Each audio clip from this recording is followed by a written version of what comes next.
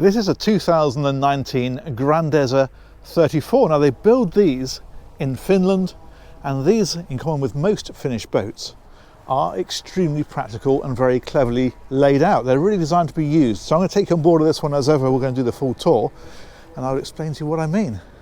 And it starts actually right here at the very back. We step on by this platform. It's quite a decent sized platform, so you could pull a tender onto there if you wanted to. But what they have done is they've incorporated what is basically best described as a boot, because we lift that up and there's a load of storage right where you need it for fenders, as we've got here, life jackets, there's wetsuits in here as well. It's a great place for all your water sports gear or your deck gear where it's easy to reach. And then this is a sun pad. You can see it's got drinks holders on here as well. What they've done with this is make this seat, which of course is part of the cockpit seating, so that it can swivel the other way like that. We'll just knock this cushion onto the floor. Sorry, Mr. Owner. Let's rescue that quickly and pop it up there. That's better.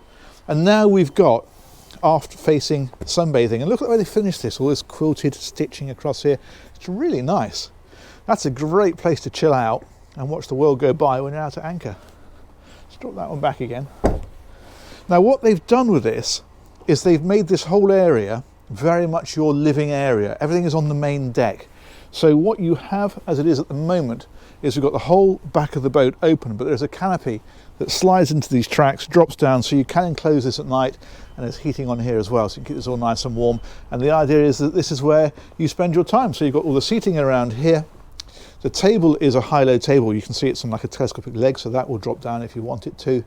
And over on this side is the galley area. So in underneath here, there is the sink. So that tap lifts up into a place like that. And I did think, well, that only works for one sink, surely. But in actual fact, no, it doesn't, because you can swivel it. There we go. So that's that fellow. And then also you've got a hob just over here. That then drops back down when it's not in use to make it more like a sideboard. And underneath that is just a load of storage.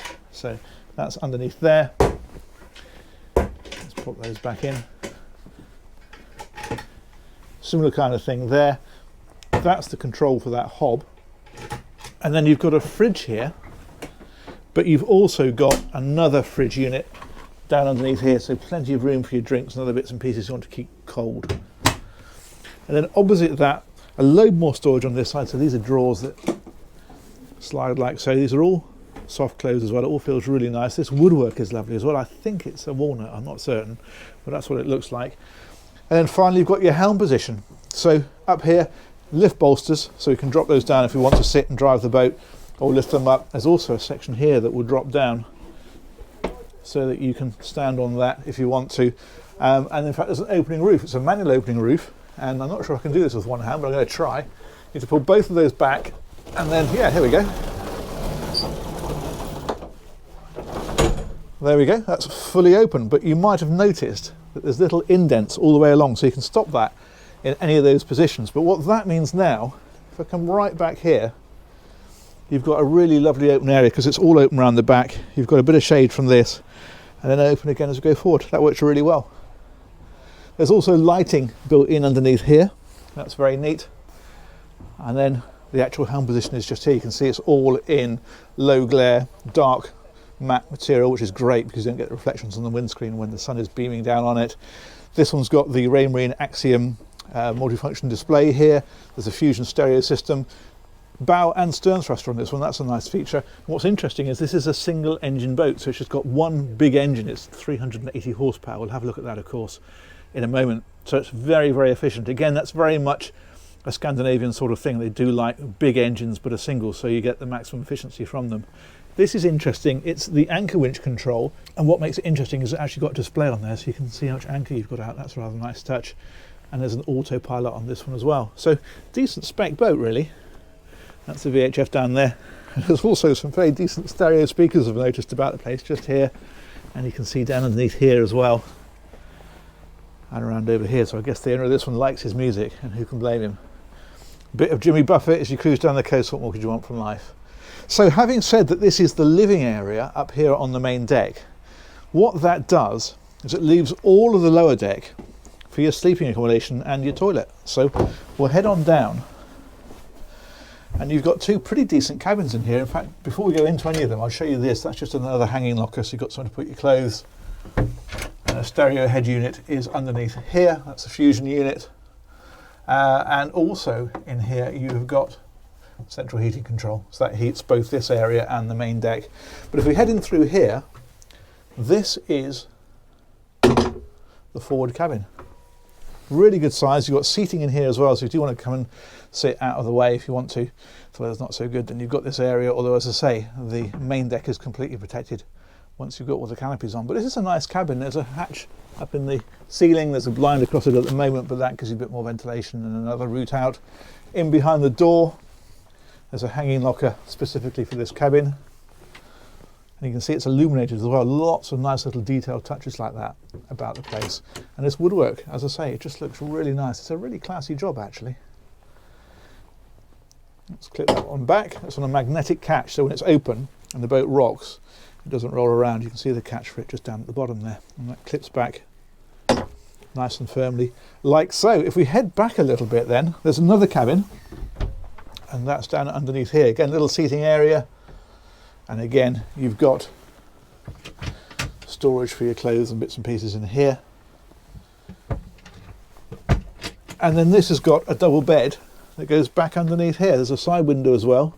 So you've got a decent bit of view out and a bit of ventilation from that one, which opens. There's a blind, I don't know if you can see it, it's just up there. So that drops down over those at night time. And this is a double bed that runs back underneath. There's a bit of gear in here at the minute, so you can't get the full impression, but that's a really decent sized bed. Goes right back under. So two couples, very comfortable on this boat, with two decent separate cabins with permanent beds. You don't have to make up seating into bedding at night. Both of these then are served by the heads over on this side. And then for this, what you've got your sink here, and then this is like a sort of wet room area. So you've got your loo underneath there, but there is a door that you can close off, so you don't have to get everything wet, and you've got somewhere to step out into. And of course your shower then goes onto this pole here. There's more storage in here, tucked away in places like that. And a little mirror at the top for anybody who wants to give it a little wave as they go past. You'd have to be an idiot there, wouldn't you? So I'm going to show you around the outside, and then we will take a look at the engine. So pop the old shoes back on, and we will head back this way. This is very much a feature of this style of boat. In fact, you've got these big chunky rails in place like this, just which helps you out onto the outside of the boat. And then there's another rail almost immediately. So as we step up here, we've got something to grab hold of as we move forward. Now, they've kept these side decks deliberately narrow. They're perfectly fine for walking along, but they are, as you can see, fairly narrow. What's quite clever is look how they've mounted these stanchions on the outside. They're not in the deck, they're on the outside, so they're not in the way at all. You've got a completely clear run and plenty of space, but you've still got the rails there. That's a neat touch. Head on forward, sunbathing cushions on the foredeck, so a great place to come and chill out when you're at anchor. And then right up to the front, I like the way they put this teak everywhere. And then your anchor is here on the front. Another little detail, you'll notice that all of these, when you open them, they're all on gas struts, so they stay up. They're not going to drop down and trap your fingers if you're operating this kind of stuff here.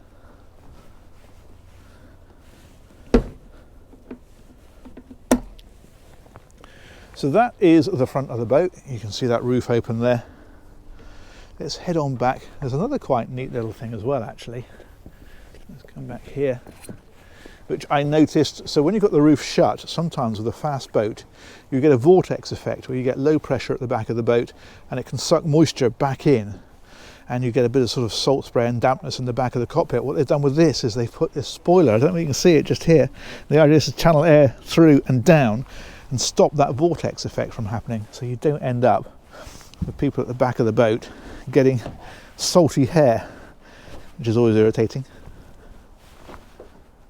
So let's go and take a look at the engine, and we do that by prodding the one marked engine hatch. Here we go, and that brings that up, and I don't know if you can hear, but that is, or more to the point can't hear, that is a hydraulic hatch, so it's almost silent. It's not like one of these electric cheap ones that makes a horrible noise as it winds its way up. They do the same job, of course, but that just a little bit more sophisticated when it rises up on a hydraulic strut like that. And this then is the engine. As I say, it's a single engine, and there's a lot of benefits to this. Firstly, it's a lot more efficient to drag just one outdrive through the water, because of course they do create quite a bit of drag. So by channeling all the power through the one outdrive, you get a lot less drag, a lot more efficiency, and a bigger, inevitably lower revving and more heavy duty engine rather than two smaller engines.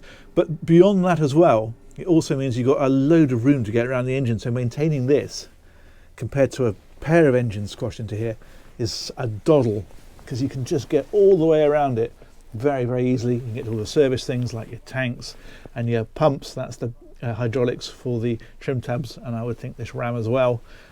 Fire extinguishing system you can see in there as well, batteries.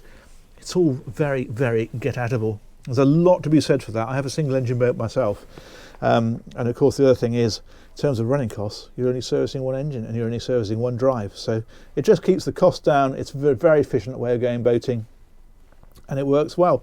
With that engine in this boat, you're looking at speeds over 30 knots. I think 33, 34 knots I would expect, something like that. Certainly 30 knots plus, and therefore mid-20s cruising very comfortably. I don't know the range of this one. I don't know what the fuel tank capacity is, but I'm going to make a guess. This sort of boat you're normally looking at around sort of between 200 and 300 miles at fast cruising speed, something like that. That's what I'd expect it to do.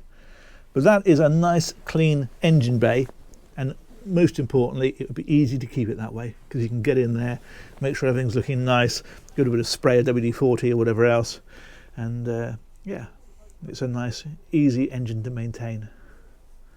Very nice indeed. Just while we're in here, actually, I'll just show you this as well, because this is all of the electrics, the circuit breakers, battery switches, all that kind of stuff is all on here, all very easy to get at, and then that closes over so that people don't bash it with their feet and start turning things on and off. Nice bit of design. Let's go and drop that one back down.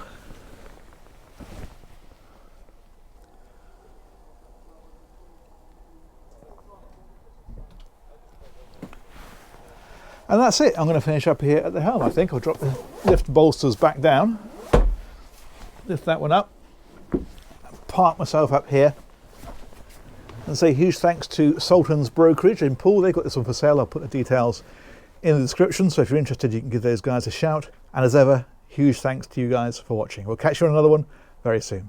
Take care. Bye bye.